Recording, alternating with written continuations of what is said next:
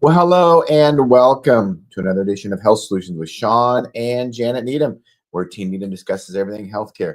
I'm your host, Shawn Needham, along with my wonderful wife, Janet, and we are streaming live from Freedom Fest in Palm Springs, California, hot Palm Springs, California. And we are at the largest freedom festival in the world. Super excited to be here. If you follow Janet and I, you understand how we support medical freedom, but not just that. We support individual freedom in general. So, Janet, tell us what you've learned so far. So we opened up the event talking about what freedom means. And this spoke to me very powerfully because freedom starts in our brain, correct? Like our thoughts and what we think it is really starts inside of ourselves. And since Shawn and I promote wellness and healing and health, we really should start at a point of defining what freedom is for ourselves. And of course, we focus on the health space, but if we don't have freedom in our lives on a personal level, then sometimes we don't achieve the things that we wanted to or set out to achieve in our life, whether it's a health goal, whether it's a financial goal, whether it's a goal for your family or relationships. So the space in our brain, I think, is really important because that's where it all generates from. If you believe you can't do something, chances are you won't. One of the first things to start with is ourselves. I mean, obviously, we live in a time where we want autonomy over our own body. We want freedom in our country, free to purchase and sell, in our economy. I mean, there's lots of things that can mean. But I think from a health standpoint, I think it was very powerful to start with ourselves. And I'm going to speak for myself because I'm a woman. I really honestly Are you a woman? Oh, I honestly think, ladies, we don't give ourselves the freedom. And it doesn't necessarily mean that it has to be a lot of time or space, but let's be honest, many times we volunteer to do all these things with our kids and our family and our churches or our community, but maybe that's not the right place for us. Maybe we need to just sit back and think about what is most important for ourselves. Now, I'm not saying you shouldn't do those things. That's not it at all.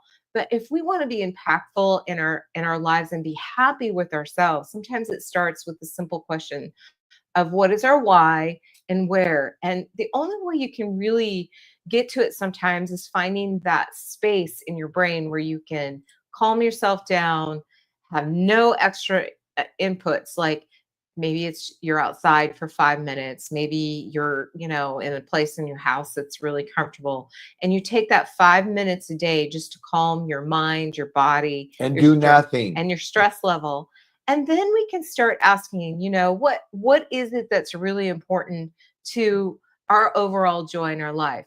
There's nothing wrong with sacrificing. I'm not saying that sacrifices aren't important, but sometimes we don't hear our inner voice about what's truly important to our lives so we can be impactful. And where I'm going with this is that if you don't take care of yourself first, then you don't have anything left for your spouse or your children or your family or your friends or your community. So let's start deciding, what's really important to ourselves and do it very purposeful, quietly, and take the time to do it. And I think that was a lot of truth that was being spoken to us at the introduction of the conference. Yeah, and when Janet said take care of yourself, that's not selfish. No. Okay. What is selfish is to not take care of yourself. So, and that means physically, mentally, financially, you need to take care of yourself before you can take care of anyone else. And those are just the facts. I know we're taught how, we need to take care of others, and taking care of ourselves is selfish, but I am going to say just the opposite. Men, being sedentary, getting fat, drinking beer all the time, eating Cheetos on the couch, watching football. That's not taking care of yourself. And if you don't have good health, how do you expect your family to have good health? In general, and this might sound sexist, but men are the leaders of the family when it comes to health and things in general. but especially health. I will tell you, I have a journey of my own.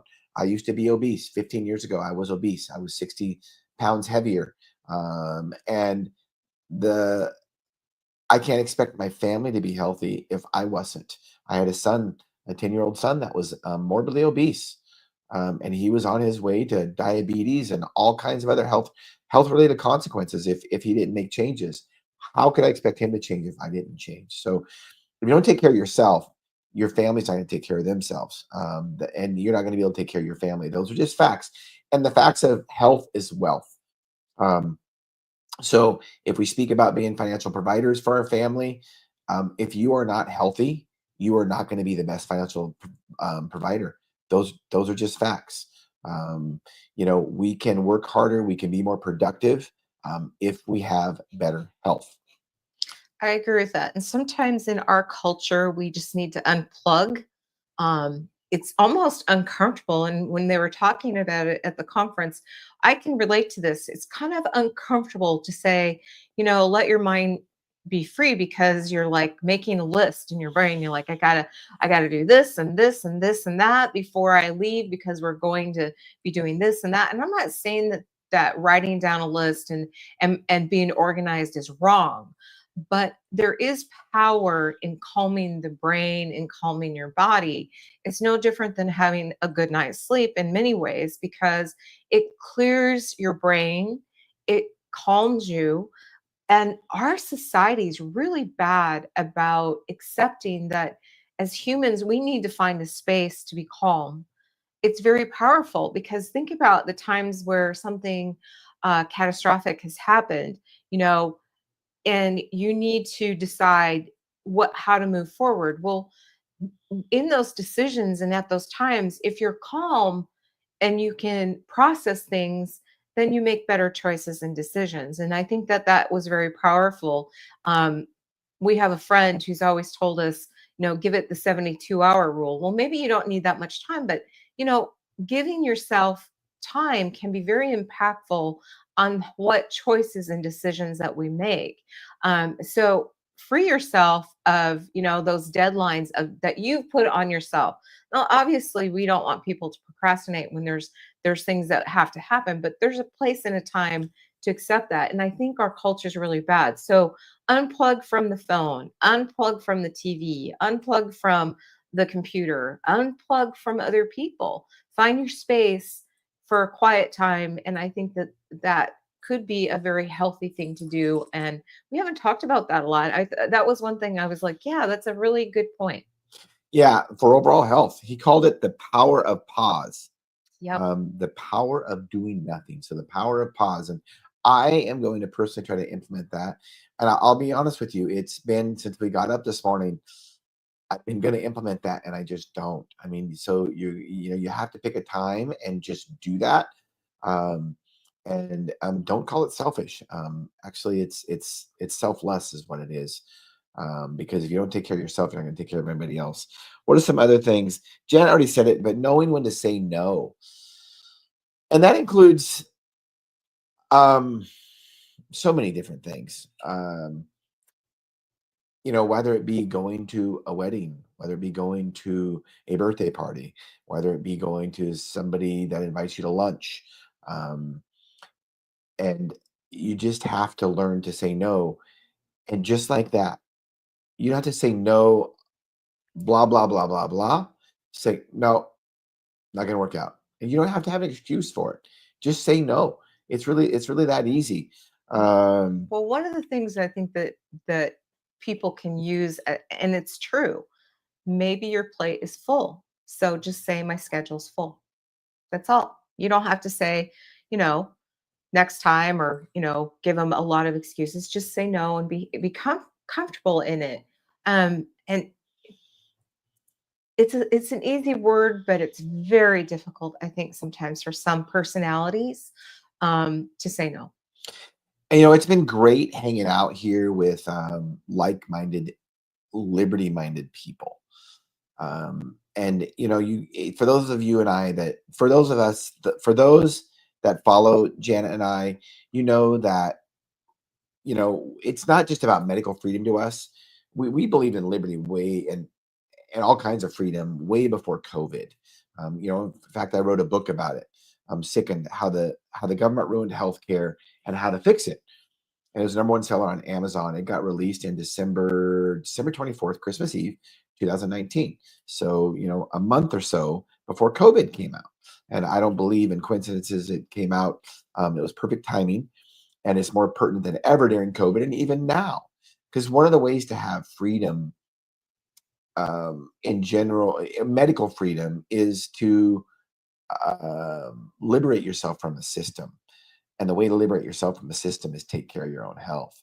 So Very powerful. those are just facts. I do want to mention this too. On a different note, just about what one of these speakers was talking about freedom in general. Are you living on this earth to do what you were born to do? Yeah. Seriously, ask yourself that. That is liberating. And let me tell you, Jen and I, we really believe that we were put in this place purposefully. We really honestly believe. We are two pharmacists that don't believe in drugs to treat long-term disease. That is very powerful. We believe we were put on this earth to say just that. We have many pharmacist colleagues. They absolutely hate their jobs. They absolutely hate it. Jan and I have been there. We've done that. We made a change 20 years ago that we were going to either make a change in our profession and do something different and talk about health and wellness and try to get people healthy and get them off medications, or we we're going to change professions. I was going to go sell real estate.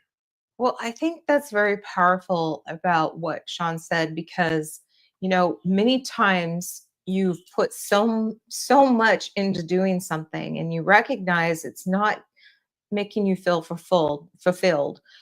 So when we graduated from pharmacy school, Shawn and I both paid for our own schooling. We worked and we paid, which was very freeing, for one, because we didn't have a lot of debt, which allowed us to do and make other choices in our life. That was very freeing. So the debt thing was amazing, because when we were sitting there going, I don't think this is going to work with me. I don't think in my brain I'm comfortable. And the place that we got was, you know, our patients were not getting healthier, they were getting sicker. They were on more medications. They were dying, which is literally the truth. And the other place was we were being like burdened by outside influences that, for example, we were waiting for our insurance companies to pay us for the prescriptions that had already been replaced numerous times. So we were enslaved to the insurance company. We were enslaved to big pharma, to your wholesaler. I mean, on and on it goes. But when we finally stepped out and said, why did we go into medicine? What drew us there? And we realized it was healing people, helping physicians with the treatment that they prescribe for a patient to heal that individual. And how does that happen? So we had to rethink a little bit, step back and re-examine. And the only way you can really do that is you have to find that space, like away from naysayers, away from, because we had family members that said, you're going to go broke. We had colleagues that said, you're not going to make it. You're going to file bankruptcy. We had patients that said, you're not going to make it. We had doctors tell us that. And now we are going into our 27th year. We have no insurance company dictating to us what services we can and cannot make. We're literally liberated from what we would have envisioned us staying in, and where our colleagues are trapped. But it's a choice, right? It's a decision. You make your reality by your own decisions. And I can't say this enough. And Shawn has said this, could never pay me enough to set foot into a retail setting or a hospital setting in practice the way people think Nope. pharmacists practice. I mean, the roots of our profession was to help people heal, not make them sicker. I mean, that's just so against what the Hippocratic Oath is. It's so against what what we could look in the mirror and sleep well at night. So those decisions were hard, but again, it's been freedom for us. And one of those things, freedom, is, we run a debt-free business. We don't have any debt in our business. And we own our own building. Um, and that is liberating. And we started that from our pharmacy school roots when we decided we didn't want to go into deep debt to go into pharmacy. And of course, Jan and I didn't go to school together. We met when I had my last year of school. But it was great that we had the same mentality. And being debt free is liberating, let me tell you. And when we talked to our colleagues about when we decided to stop billing insurance at Moses Lake Professional Pharmacy, um, 20 plus years ago, our colleagues told us that we couldn't do it. We needed insurance for the volume and all this kind of stuff. And those colleagues at the same time, every year they'd get a bigger credit line. They get a bigger credit line, a bigger credit line. And here we are. Many of them are bankrupt. And here we are 27 years later, or 20 some plus years later, after we stopped billing insurance, and we are thriving and liberated. It's not just about surviving, it's about thriving. And thriving to me doesn't mean how much money I make. Because like Janet says, there is no amount of money that I would go back to work at a Walgreens or a CVS, or no amount of money. There is no amount of money that private equity could give to me, or venture capitalists could give to me to control my business and control me. There is no amount of money I would do that for, because I like freedom. I like being liberated. And in the end, it makes us do the right thing. We want to do what's right for our patients, for our customers, for our listeners and viewers on our podcast.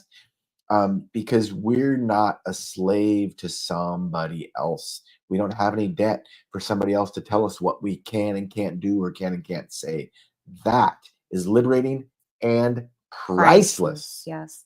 And it also has given us platforms to be able to reach out and discuss things on a different level. So, Shawn and I, prior to COVID, we're already doing podcasts and talking about, empowering people to make their own decisions.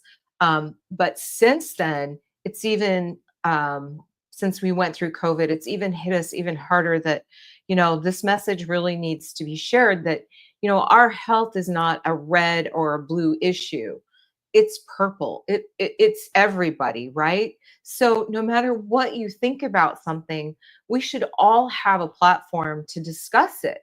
And I pull this back into medicine because, George Washington died because he was bled. We used to bleed people when they had infections. Obviously, that's not the standard of care or practice that we should be doing now, right? Like, many times there's been modalities in the past that we've learned that actually were harmful and didn't work, and we've adjusted and we've changed with science.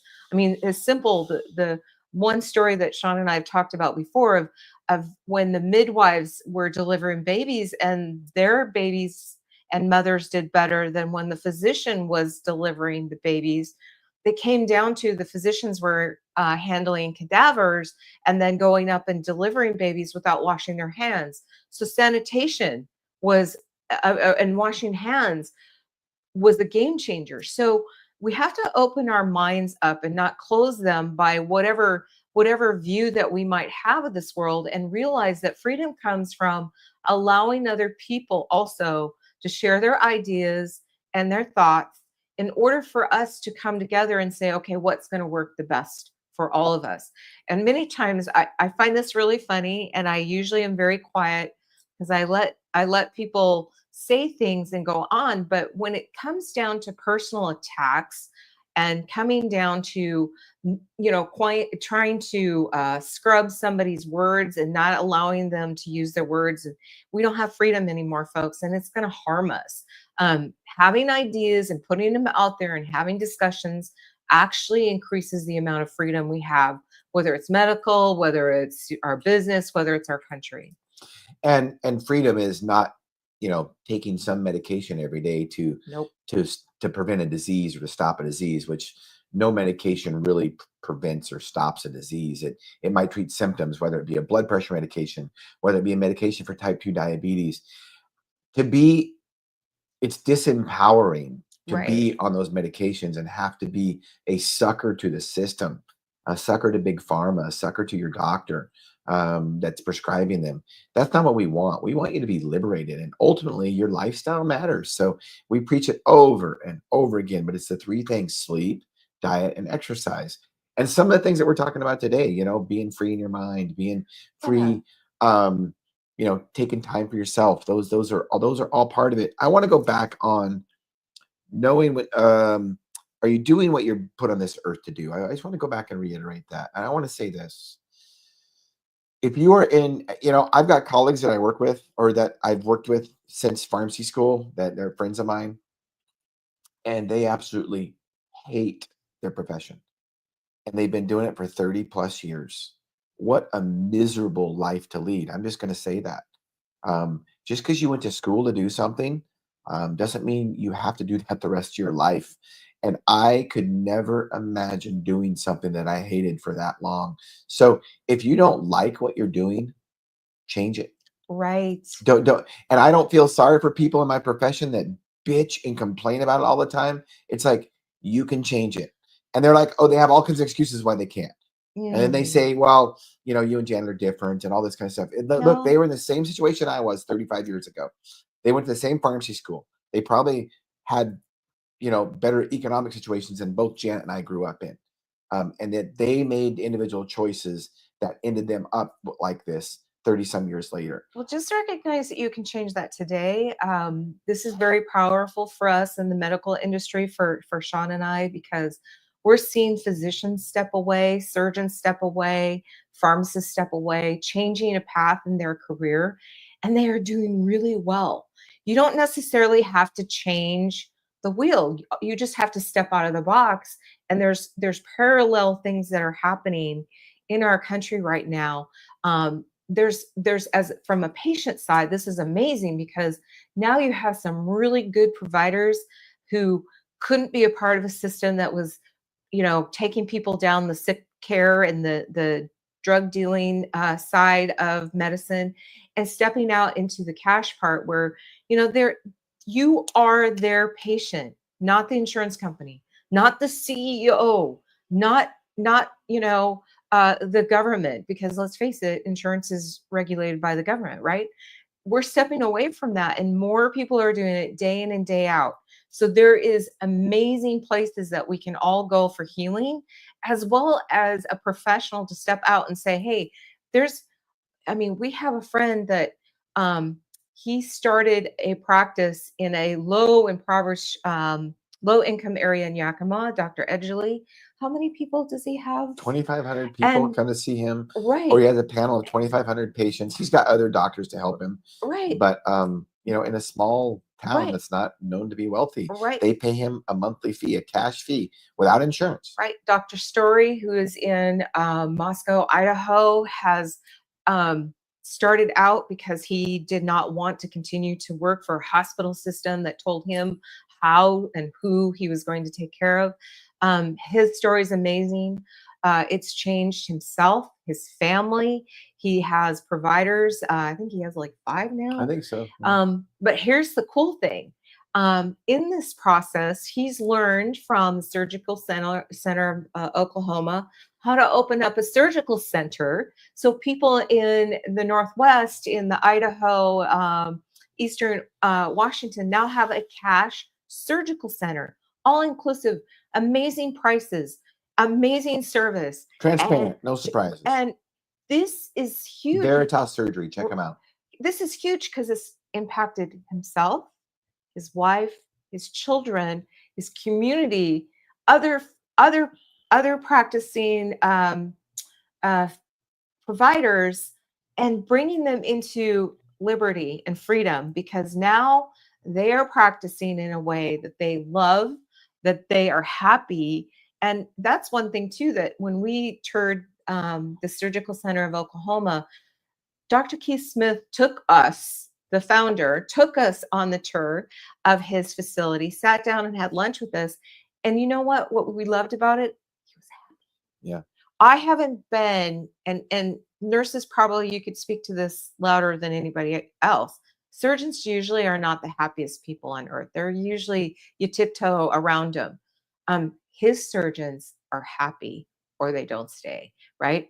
So we can make medicine, we can make our lives as careers impact other people in such a positive way. So Dr. Smith actually helps people open up surgical centers across the nation. And you know what, folks? He is not just fixed his family, fixed himself, but he's fixed other people, colleagues, surgeons, He's physicians, impacted thousands of people. and helped heal people in amazing ways. So if you can think out of the box and step out of your profession enough, you might find some freedom. So open your mind to that. Yeah. That's liberating, and it it makes you feel good when you realize you truly have helped people. And when Janet and I were in the traditional system, billing insurance, giving people a bunch of drugs, we just felt like drug dealers. We felt like copay collectors for insurance companies and dispensers of poisons for big pharma. That's what I like to say, and I think largely that's the truth. That's what most pharmacists do, and that's not very rewarding, and No. it's definitely not very liberating. So we want to be liberated, and that's why we decided that's why we decided to make big changes. So Jan, it looks like is this your uncle or your cousin making a comment? You got an uncle or cousin watching? Oh, do you have a voice? Mhm. Uh oh yeah. So usually my cousin is commenting because I'm filming my husband doing some crazy stunt or something. So he gets to hear Shawn. And so he's like, "Where's Janet?" Yeah, I do have a voice. Let's see, what else can we say that we learned? Oh, energy draining people. Um, Everybody experiences that. Yeah. And I'm not saying that you should get rid of those people, but don't let them take your power. Don't let them, right? So, um, you know, it's okay if you find somebody that drains your energy, just don't let them do it. Um, Set boundaries. And I think that's true. We all have someone in our life, whether they're family or friends or colleagues, or we all experience that, but just don't let it drain you. If it's not appropriate at times, set those boundaries, and hey, I gotta go do this, or and have the freedom to do that. Give yourself freedom. Yeah, for sure. What did you see something else that's this? I made a list of this Was stuff. Yes. So this is something I think I'm going to apply. This goes to everybody, but I feel women need to hear this. At least I have learned to have to hear this. And probably the most impactful place that Shawn and I heard this was the first FDA inspection, because compounding pharmacists do get inspected, folks. We are regulated, which, that's a trigger point for me, because we've got people out there saying, "Oh, you're not really," and it's like, no, that's not true. So the first time we were inspected by the FDA and our lawyer was talking to us about things, he said, "You need to let go of this one. Let You need to let go of this. This doesn't matter." And that was so empowering, because even though this was a very uncomfortable experience and we went through it well, it came out well. Um, we had to let go of things that we thought were important, but they really weren't in the end. In fact, it helped our business model a lot, because we were doing things that we didn't even think about, that were actually not really important, or were not in our business model, that we found, focus on this because we do this well, was more empowering. So letting go of stuff, I think financially in our business, made a huge impact. It was uncomfortable at the time going through this, but afterwards, we're looking back, and many times we've said, you know, if we would continue to do this, where would we be today? We let go of things that didn't matter per se, which gave us more freedom. So, where I'm going to apply this is, there's things that we all go through in life. We may have been hurt by somebody, we went through a bad experience. It could be legal, it could be financial, it could be, friends, family. Let go of it. Let go of it. It's not wrong to have your feelings. It's not wrong to go through your emotions, because I think we're human and we're supposed to do that. I think that that's real. But let go of the stuff that's holding you down. Let go of the things. And I'm going to share a story, because I was very, very, how do I want to say this? Younger, if I was younger, I would have been hurt by it, but I actually felt empowered by it. We had a situation where somebody just kind of last minute ditched us, right? And it was basically, we were going to stay at their house and we were going to a conference. And at the last minute, they said, find a hotel. Well, okay. But Family member, by the family way. member, right? And we had for years, and I still would be like this. This is who I am. Even if I wasn't home, I would have said, this is how you get into my house. Help yourself, right? I mean, I would be that way. Shawn and I would be that way. But no response. Fine, you made your decision. That's okay. You don't want me in your home. I understand. But now I know, and I'm just not going to go there again. But, when I was probably in my 30s, even 40s, I would have been really hurt. But we walked away from it going, okay, that's great. If you don't want me in your home and if you're not comfortable with us being there, thank you for telling me. Thank you. And when Janet didn't respond, when there was a follow-up conversation about it, trying to, beg us to go to their house, just remember this: no response is always an option, and no response is a response, and a very powerful one. It's okay. Very powerful. So, remember that. Anything else you want to? Oh, you know what? Let's talk about some of the people we've met. Oh, yes. Yeah. Yes. So I just got to meet Steve Forbes today, which I met the second time. We've met him before. And the guy, I mean, let's face it, Steve Forbes is a multi-billionaire. The most humble man. Both times when we met him, I want to respect their time, so I want to make it quick with a picture. And he says, "Oh, well, let's make sure and get Janet." And he said her name. Let's make sure and get Janet in the picture. And then I said, "Hey, have you ever, do you do podcasts?" He goes, "Oh, I've been known to do a few." And I said, "Well, we'd love to have you on our podcast to talk about free market healthcare, because I've heard him speak before. We heard him speak at the Free Market Medical Association event 3 years ago. And when I told him that, he said that. He says, this guy's probably 80 years old." And I'm like, "Oh, we met you at the Free Market Medical Association, when you spoke there." And he goes, "Oh yeah, that was 3 years ago." Just like that. He said that. I'm sharp as a tack. Anyway, he told me how to get a hold of him and how to reach out and get on and ask him to be on our podcast. So he did agree. Hopefully we will be able to schedule time to have him on. I've heard him speak on free markets. There is nobody that is smarter about free markets than him, at least in my opinion, when I've heard him speak. I'm sure there's a lot of sharp people there on that topic, but I'm excited for that. Who else did we meet? We meet Alex Meyer. She's been on our podcast.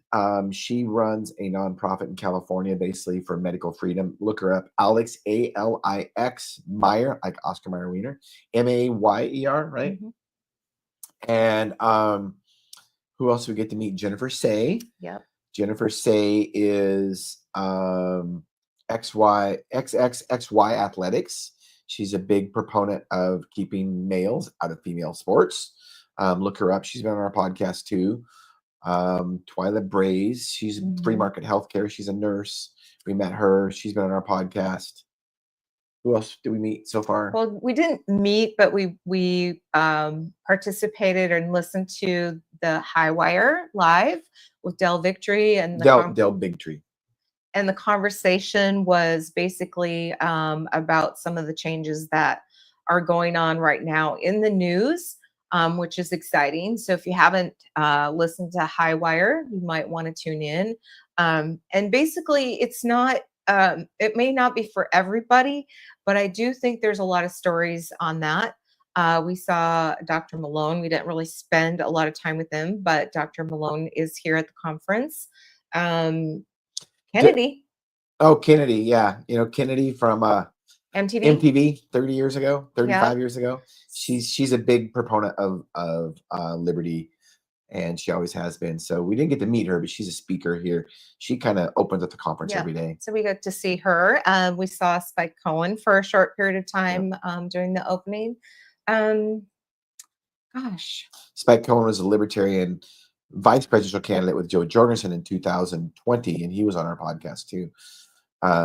Kennedy, we met at the Free Market Medical Association 3 years ago. Well, sweet.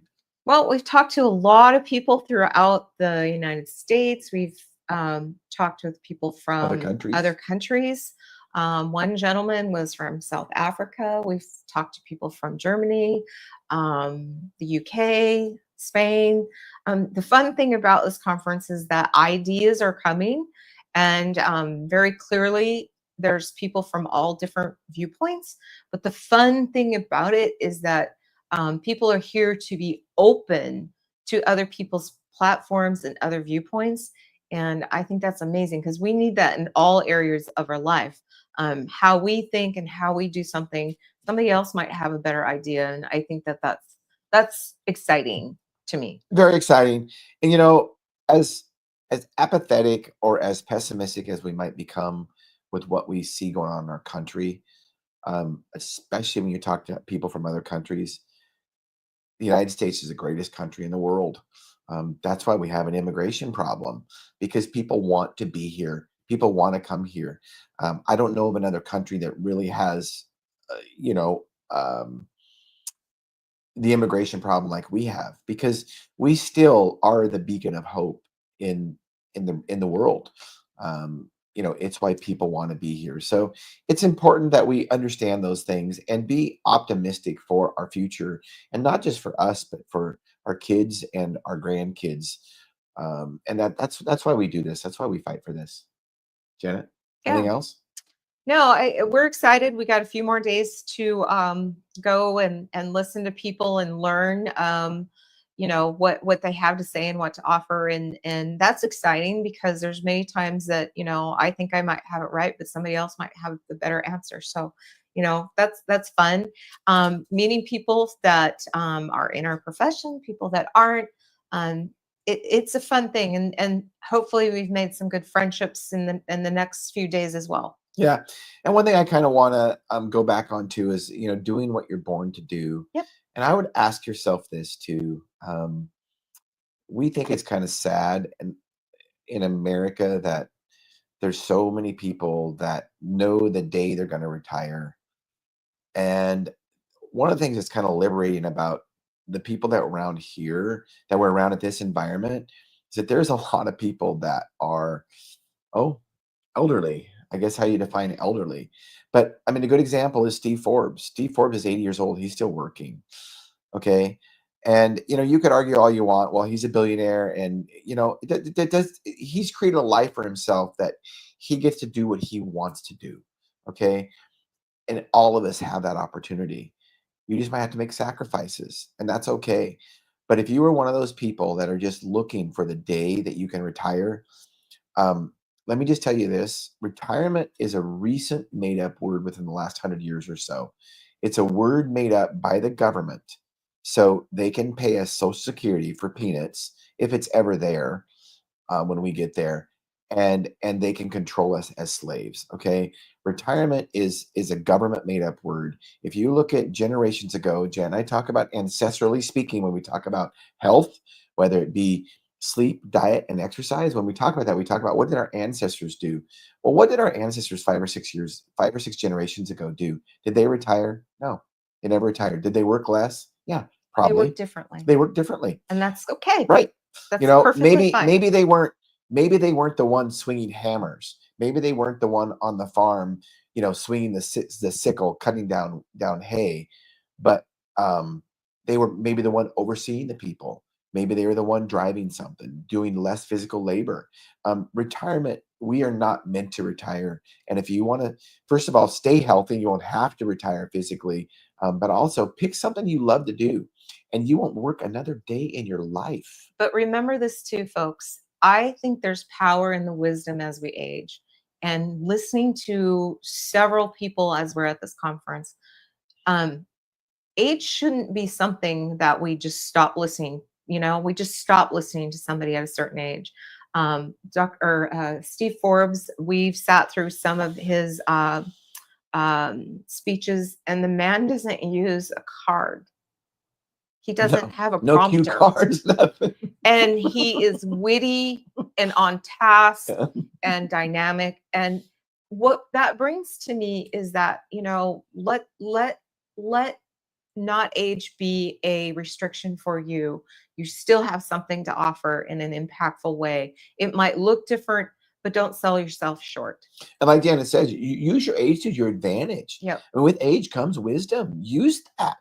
I mean, don't retire. I mean, what a waste of resources to retire on that. Use your age to your advantage. So that about wraps up our podcast today. We thank you all for listening and tuning in. Tune in Monday to our regularly scheduled podcast, 12:30 to 1:30 Pacific Standard Time. Don't know who our guest is, but it's going to be somebody good. So, all right. Thank you so much.